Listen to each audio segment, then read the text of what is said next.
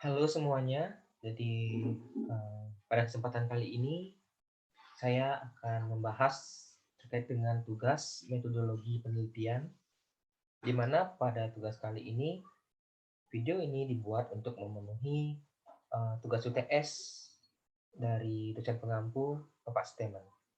Oke, jadi sebelum saya membahas terkait dengan metodologi penelitian ini, izinkan saya perkenalkan diri terlebih dahulu. Baik, perkenalkan, nama saya Tutur Jermika. Teman-teman biasa manggil saya dengan nama Tutur. NIM saya yaitu 2015101011 dan saya dari program studi S1 Ilmu Komputer dengan kelas 4A. Baik, itu dia perkenalan dari saya. Baik, kemudian topik yang saya ambil dalam rencana skripsi ini yang telah saya tinjau dari kelima artikel yaitu tentang virtual tour. Nah, di mana saya sangat tertarik untuk membahas soal ini, mengingat situasi sekarang masih dalam kondisi pandemi virus corona, banyak sektor yang terkena dampak akibat pandemi tersebut, seperti halnya sektor pendidikan, ekonomi, pariwisata, manufaktur, transportasi, kesehatan, sosial, dan masih banyak lainnya yang terdampak oleh pandemi ini. Baik, jadi pembahasan selanjutnya yaitu terkait dengan judul.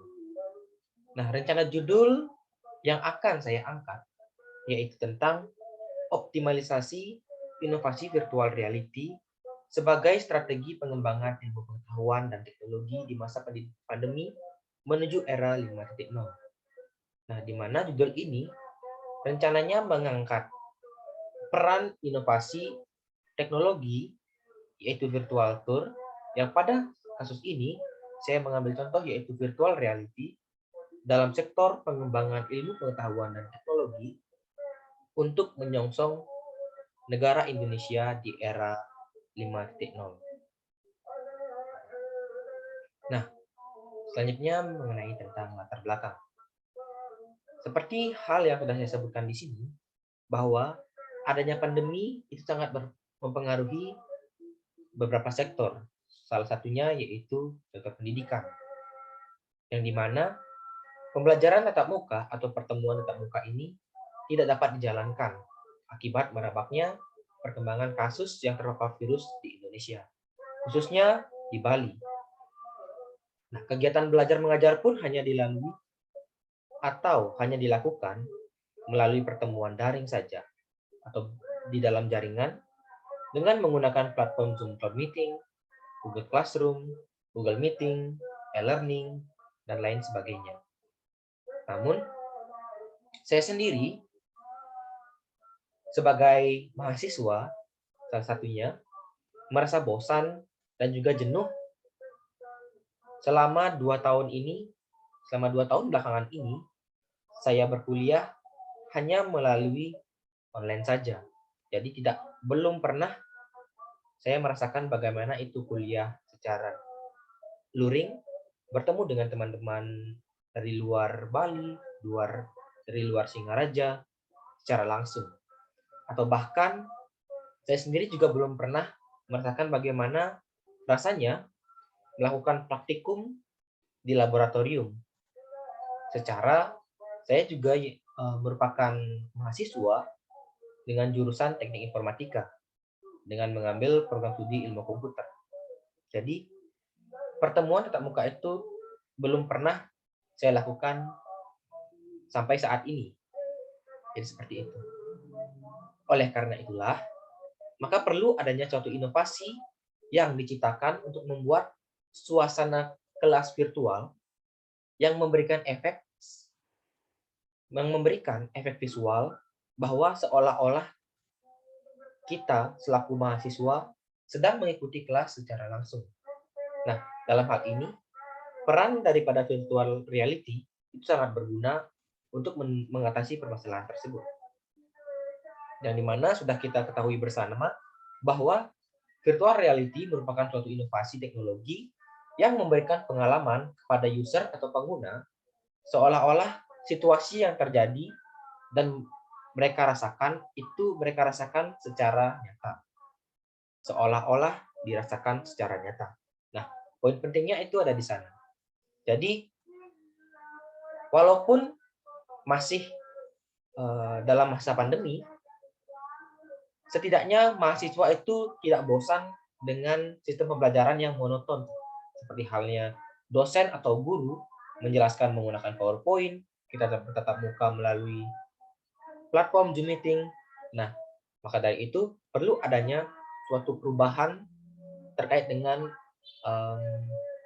cara pembelajaran yang diberikan oleh dosen ataupun guru-guru yang ada di masing-masing sekolah. Nah, masalahnya, kemudian apa sih masalahnya? Nah, di mana situasi pandemi ini menyebabkan kegiatan belajar mengajar dilakukan secara daring. Itu poin yang sudah saya sampaikan sebelumnya.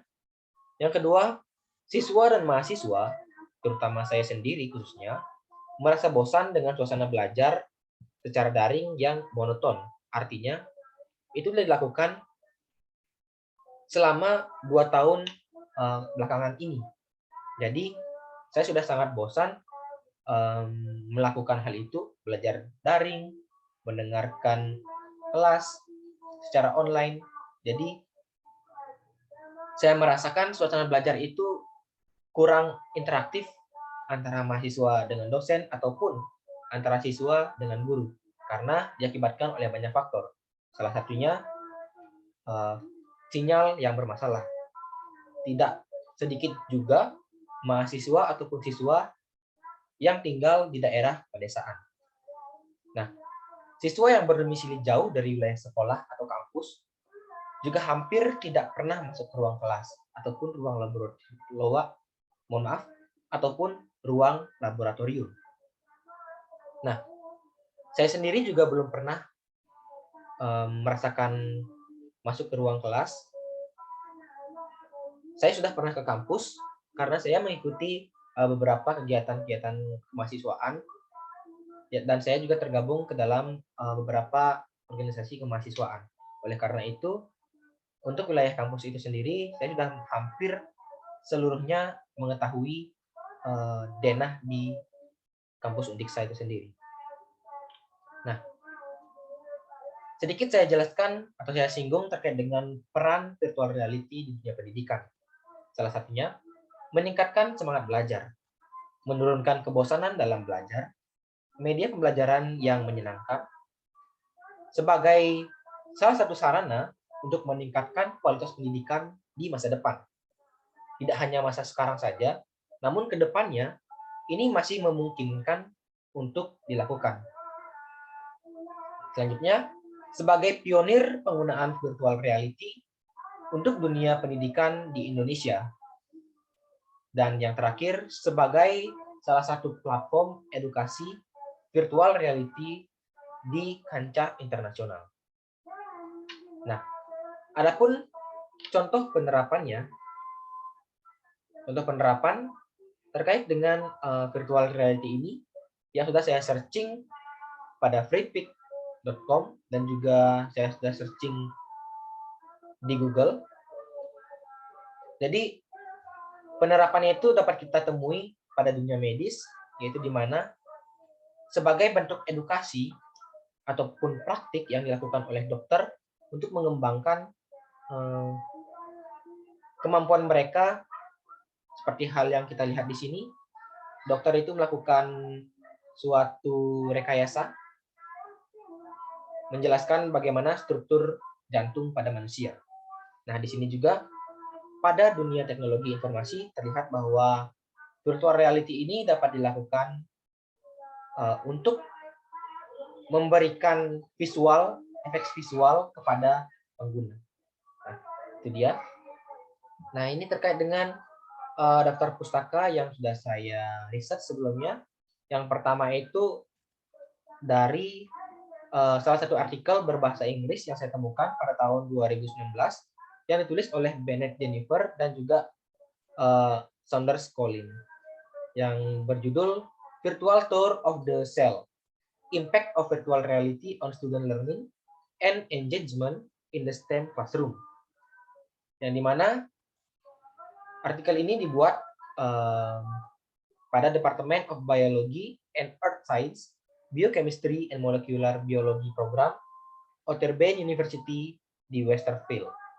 Nah, itu dia penjelasan terkait dengan rencana topik skripsi yang nantinya akan saya buat dan juga untuk menunjang atau memenuhi keperluan UTS yang sudah diberikan kepada mahasiswa prodi ilmu komputer. Baik, sekian yang dapat saya sampaikan. Apabila dalam penyampaian tadi masih ada kekeliruan ataupun salah kata yang baik disengaja maupun tidak disengaja, saya mohon maaf. Atas perhatian Bapak dan Ibu dan juga teman-teman semuanya, saya ucapkan terima kasih.